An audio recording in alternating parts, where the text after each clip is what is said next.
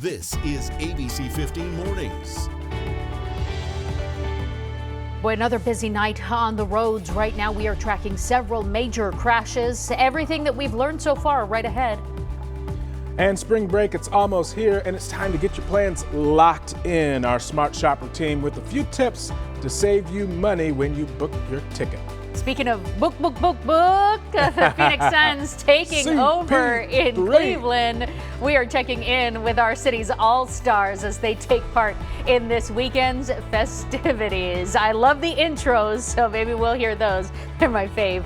First for you at 6 this morning, a photo taken by one of our viewers, Lori Waite-Feldbo, and you can see just a little white powder on Four Peaks. That was her view from the valley, sort of a precursor of what's to come. That's going to look even more white in the coming days. But for right now, live view of downtown Phoenix, the lights up on the skyscrapers there. We say good morning to you on this Sunday. I'm Nohelani Graff. And I'm Mark Thompson. Thanks so much for joining us on your Sunday morning. Still got a full day to enjoy your weekend before heading back into the office, or maybe you work from home nowadays, who knows. But nonetheless, just beautiful outside and something for everybody when it comes to the weather looking a little bit down the road. Exactly. So let's get into that most accurate forecast because we've got plenty of changes underway and there will be something for everyone. Right now, cool, 52 degrees. It's chilly, so make sure you grab that jacket if you're heading out early. But later this afternoon, definitely going to be shedding those layers because we're going to be back in the upper 70s today, even 80s in some spots. Big difference from yesterday is more clouds are going to be moving in. But we will stay dry and we'll still have breaks of sunshine. So if you're going for a run this morning, know that we'll be in the 50s for quite a while here. Going to take us until 10 o'clock to make our way into the low 60s. And then once we hit lunchtime and after that, that's when we'll climb pretty rapidly into the 70s. By 2 o'clock, we're at 76 degrees. But then check out the cool down that's coming. Low 70s tomorrow. We're in the 60s by the middle of next week and staying in the 60s for the rest of that 7-day forecast. So here's what we can expect as our warm weekend continues. We're eyeing that next storm. We're talking wind, rain, and snow on different areas of Arizona. So I'm breaking it all down for you coming up in that full, most accurate forecast. All right, Nohe, thank you so much. And breaking this morning, 3 people are rushed to the hospital after a 3-car crash near 48th Street and McDowell Road. One 24-year-old woman and a 28-year-old man. They are in critical condition. We're told that 2 other men in their 20s, they were also involved but expected to be okay. It's unclear what caused this crash. Phoenix police, they are now investigating. And we've now learned that the I-10 is back open after a deadly crash on the I-10 near 59th Avenue overnight. DPS tells us that 2 people, they were killed while a 2-year-old boy and a 4-year-old girl, they were taken to the hospital in critical condition. This all happening just before 1 a.m.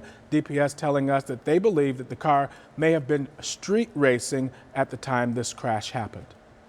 The vehicle that might have been involved was what we call a non-contact. We don't believe it was physically involved in the collision, but may have been a potential factor as to how or why the collision occurred. DPS also telling us that impairment has not been ruled out yet. There was also a dog in that vehicle when it crashed, and it was not injured and is currently with police. Breaking overnight in Southern California, an officer killed, another rushed to the hospital after a Huntington Beach police helicopter crashed just off the shore of Newport Beach last night. 44-year-old Nicholas Vela passed away. He was a 16-year veteran of the force. The National Transportation Safety Board is now investigating that crash.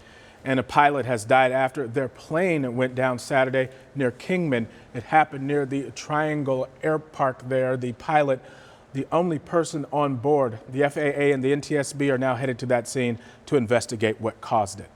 Well, if you can, pause what you're doing and take a look at the screen here as a scary moment is caught on camera in Miami Beach. Center of your screen right over the water, a helicopter crashing just a few feet away from swimmers. Different view there, and you can see how close it was to everybody who was in the water. This happened at a crowded, popular stretch of beach, too. Bystanders, first responders, all immediately, there it goes, rushing in to help. Down smashed, blades went going that way, helicopter started tipping. Everybody, I mean, the whole beach ran to the scene. Yeah, it's the blades that's the scary part there. 3 people were on board that helicopter. They are all expected to recover. The crowd on the beach did cheer when they learned that all 3 were alive, and no bystanders were hurt either. Well, this just into our newsroom. Just within the last hour, Queen Elizabeth has tested positive for coronavirus. Buckingham Palace says she has mild symptoms and will continue with her duties while isolating. Now to an update on a story that we first brought you as breaking news 24 hours ago. Tempe police now say that they're looking for a driver who hit a pedestrian that was crossing the street near the US 60 and McClintock Drive. Officials believe that that car involved was a dark-colored sports car, possibly a newer model Camaro SS. It could have some damage to the windshield. Anyone with information is asked to call Tempe police. Meanwhile, Phoenix police are looking for the driver in another hit-and-run investigation that killed a pedestrian on the I-17 near Buckeye Road. We brought you this as breaking news yesterday morning. Investigators not able to share details on the suspect vehicle in this one, but if you were in that area, this was southbound right near the Durango curve right about this time yesterday, you are asked to call Silent Witness. You never prepare for something like that. A local volleyball team is still in mourning after losing one of their own in a deadly crash. 17-year-old Alexa Cruz died earlier this month in a car crash on the way to a tournament in Texas. Our Patrick Hayes talking with her teammates and coach as they return to the court for the first time since that tragedy. Most games begin with a whistle. This one is starting with a moment of silence honoring Alexa Cruz. It melts my heart because I know they're struggling. 3 Venom volleyball families were riding together to a game in Texas when their SUV hit black ice and crashed into a truck. Alexa died at the scene. 2 other players, 1 former player, and 3 parents were also hurt but are expected to be okay. But we're all in this together, and I hope we can continue playing for Alexa because that's what she would have wanted. Saturday, the team played their first game since that crash, wearing Alexa's jersey number on their warm-ups. They tell me her absence was obvious. Alexa was our energy, honestly. She was the cheer starter, everything. She really kept us going throughout the whole game. And I mean, that's the one thing we were missing today. Every time she walked on the court, you could just see her energy, you could feel her energy. She was Just Alexa. Just Alexa.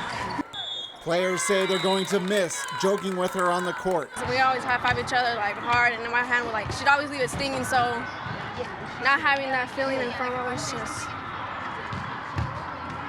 My favorite memory is racing to put our ankle braces on, see who could tighten it faster, complaining about how tight they were. Take a minute. It's cool. The team is back in action on Sunday at State Farm Stadium in Glendale. They're also raising money for Alexa's family and the others involved in the crash. We'll post a link on our website at ABC15.com. Patrick Hayes, ABC15, Arizona. Time now 6:08, making national headlines this morning. Former Dolphins head coach Brian Flores now has a new job in the NFL in the midst of his lawsuit against the league and 3 teams over alleged racist hiring practices. Flores is joining the Pittsburgh Steelers staff as a senior defensive assistant and linebackers coach. He was fired in Miami despite leading the team to consecutive winning seasons for the first time in 20 years. Of course, he joins one of the only black head coaches in the league with Mike Tomlin. Yeah, good place to land, especially with Tomlin at the helm there. All right, also making headlines right now, it's NBA All-Star Weekend. That game is happening this evening, and our Phoenix Suns finally will be well represented. Yeah. Head coach from the Phoenix Suns, Monty Williams. Three-time All-Star from the Phoenix Suns, Devin Booker. From the Phoenix Suns, CP3, Chris Paul. Now I feel like that's how we always have to say his Yes, name. sure Booker. CP3. You may have noticed CP3, Chris Paul, wearing a soft cast on his hand. He was hurt during Wednesday's game. Paul addressed it for the first time yesterday, saying that he's sure that the guys will hold things down if he has to miss any time. I think he was referring to the Suns there. He is still hoping to play a few minutes during this All-Star game today. Might try to get out there, get an assist or two, then watch it. But I'm just excited to be here, you know what I mean, especially with my family and be around this great group of guys. God has blessed me beyond anything I could ever imagine, and I'm so grateful to be here, and yet I want to win this game. Having that heartbreak loss last year and just building on it, using it as, a positive, a motivating thing for us. So, this season we're just having fun with it. We're trying to win games and have fun with it, and that's what's been going on.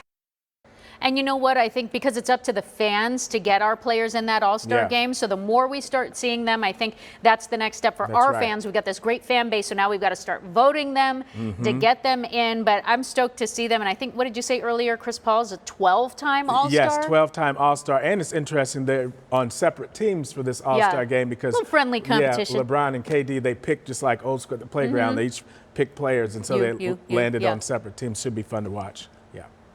All right, that game, 6 p.m. tip-off there. And as part of the NBA All-Star Weekend, Cleveland State's Wolstein Center hosted the HBCU Classic yesterday with Morgan State and Howard facing off. The marching bands and cheerleaders, they are a big part of the show there. And the crowd coming into that game waiting for something electric, and they sure got it. Before the game, the Suns' Chris Paul and the Warriors' Stephen Curry, they both met and spoke with the players. Look. Unbelievable stage y'all get to play on. I know y'all done seen the energy on y'all bench before. Y'all go out here, hoop, have fun, and take it all in. Yeah, and Howard pulled off the huge comeback there over Morgan State. Howard, of course, located in the Washington, D.C. area. Well, still to come this morning, new developments continue pouring in from Ukraine ahead at 6:30. We're going to get our first look at new concerning satellite images and new details about a major meeting that is happening later today. And helping the environment one bite at a time. How switching up our menu choices could actually help slow down climate change. But first, we're giving you a look at the skyline in Cleveland, Ohio. The sun is up, few clouds are in. You know it's cold there. So we're going to have to bring the heat from home as we cheer on our Phoenix Suns tonight in the All-Star game. We've got more for you ahead on the other side of this break. Stay with us, Arizona. Great shot. And we have seen with increasing frequency the impacts of climate change and how it can be catastrophic. But as ABC's Rena Roy explains, even just a small change in your diet can help slow down the effects. From major fast food chains like Burger King, Starbucks, and KFC. It tastes like fried chicken, but it's made of plants. To local food joints popping up across the country, plant-based eating has become increasingly popular in recent years, with millions trying to improve their health and the health of the planet. To help combat climate change, many are trying to incorporate more plant-based meals by turning to eateries like this. People are coming in, not just because it tastes great, but because they know that it's better for the environment. Data shows livestock production is responsible for 14% of global greenhouse gases. One of the biggest culprits, methane. And methane emissions from pigs have increased by 37% in the last 15 years. Cattle, 50%. We put a lot of energy into producing cattle. We grow the feed that the cattle eat using pesticides and fertilizer that are produced with fossil fuels. And then when the cattle eat this feed, they produce methane. Cece St. James switched to a plant-based lifestyle in 2018 and was inspired to help the industry grow. So she joined the team of vegan Mexican restaurant Ja Ja Ja. I was really overwhelmed just learning about how incredibly damaging some of our lifestyle expectations are with the environment and how much water it takes to make just one hamburger. Eating a plant-based burger instead of beef can reduce land use by up to 97%, greenhouse gas emissions by up to 89%, and water use up to 99%. Nicole Marquis of vegan chain Hip City Veg says even one small change a day can make a big difference. I'm eating this one meal that I know is better for me and it's better for the environment. And looking at the menu here, they've got all the fast food favorites like chicken nuggets and burgers. I knew that I had to make plant-based food very familiar to people. Touch on that nostalgia of eating fast food. Fast food with a lasting impact. If the average American took just one burger out of their diet a week, it would be like taking 10 million cars off the road a year. So it's an enormous impact that we can make by just making a small change. Rena Roy, ABC News, New York. Well, maybe you're somebody who has a garden in your own backyard, and that's where you get your plant-based foods from. It's going to be a great day to get out in the garden. We are going to be warmer, though, so be mindful of that. But actually, the cloud cover that's going to move in might help you out and keep it a little more comfortable for a while as you spend some time outside in your yard. 79 is that forecast high today. Tonight, we'll get chilly again and drop into the 50s as those clouds continue to linger. This morning, another cold start, and as we get closer to sunrise, we are seeing our temperatures dip a little bit further than when we started at 5. So in Maricopa, you're back in the 30s this morning, 39 degrees at this hour. We're in the low 40s in Levine and Chandler, mid 40s in Apache Junction, 47 in Scottsdale and Tempe. It's 46 in Surprise, 48 in Goodyear, 45 up in Anthem this morning. Good morning to all of you. As for that warm up today, we'll be in the 50s by 9 o'clock this morning. Our time in the 50s pretty short lived because by 10 we're working our way into the 60s and then we'll reach the 70s at lunchtime. Also notice the breezes are going to stay lighter today, right around 5 miles an hour, but that's ahead of stronger winds tomorrow. So those highs across the valley today, mostly 79, but we do have a few valley cities that might hit the 80-degree mark. So it'll be 80 in Mesa, Gilbert, and Maricopa today, as well as Levine and Goodyear, but otherwise upper 70s in Surprise, Peoria, Scottsdale, Apache Junction, Queen Creek, and Santan Valley. Northern portion of the valley going to stay in the mid-70s today. Across the rest of the state, upper 70s to our south in Casa Grande, Tucson, and Gila Bend, 80s out to our west in Yuma and Lake Havasu City. Further inland, we're looking at highs in the low to mid-60s today, 65 in Sedona. And north of the rim, a little more mild this afternoon than compared to yesterday. 57 is the high in Sholo. You'll be in the upper 60s in Winslow. Flagstaff, 54 is your forecast high. Those breezes today, though, are going to pick up across northern Arizona, around 15 to 20 mile-an-hour winds starting at about lunchtime and lasting through about 8 o'clock this evening. Calm winds here in the valley, as I mentioned, until we get to tomorrow. Then first thing in the morning, the winds will be blowing in northwestern Arizona already at 20 miles an hour. You get closer to lunchtime, we've got winds up to 30 miles an hour in areas like Flagstaff, Prescott, Sholo. Here in the valley, our winds will be about 15 to 20 miles an hour, and it's going to stay that way into the early evening hours. The gusts are what's going to get you. So here in the valley, gusts up to 25 miles an hour. Northern Arizona, northwestern Arizona, 45-mile-an-hour gusts. So make sure you tie down anything loose that might be in your yard. Clouds have already started to stream in here to the valley. They're going to break up a little bit, so we'll have some sun breaks through the afternoon and then more clouds build in overnight and into your Monday. But then tomorrow evening, we're actually going to have some clearing ahead of that approaching storm system. That's going to allow our temperatures, though, to plummet. Overnight lows start dropping back into the 40s. Our highs are in the 60s starting on Tuesday, taking us through the end of the week with a 50% chance of rain on Wednesday. We'll talk more about those snow chances in the high country coming up in about a half hour this morning. No, hey, thank you. Still to come, the dangers of decay. Our health insiders joining us next with what parents need to know when it comes to taking care of your kids' teeth.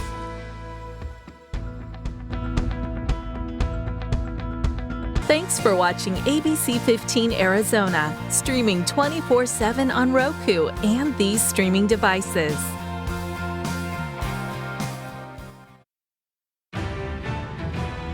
You know the saying, you're never fully dressed without a smile, and that applies to our kiddos too. In fact, February is Children's Dental Health Month, but it is also one of the leading reasons that cause school sick outs. So talking to us about that this morning is Dr. Elizabeth Walton. She's the clinical director and pediatric dentist for Recess Kids. Hi, Dr. Walton. Thanks for joining us. Thank you for having me. Good morning. So I know that a lot of adults missed their dental checkups because of the pandemic. They were afraid to go in. Did you see that also reflected with kids' dental visits as well? Absolutely. And it's a shame because decay in pediatric teeth get so big so fast. So a lot of the kids are coming in now with big dental problems, which is also causing them to call out from school, like you're mentioning. So talk to me a little bit more about that. If kids are neglecting their dental health, they're not brushing, what are some of the bigger issues that we can see? What's the trouble and the harm with that? Dental decay is, you could consider it contagious in that it will spread from tooth to tooth. It's really terrible. It causes immense amount of pain, sleepless nights, fevers. And unfortunately, I have to tell you that every once in a while you will hear about a kid who died from a terrible infection that started in his mouth, spread to the rest of his body, and ultimately went to his brain.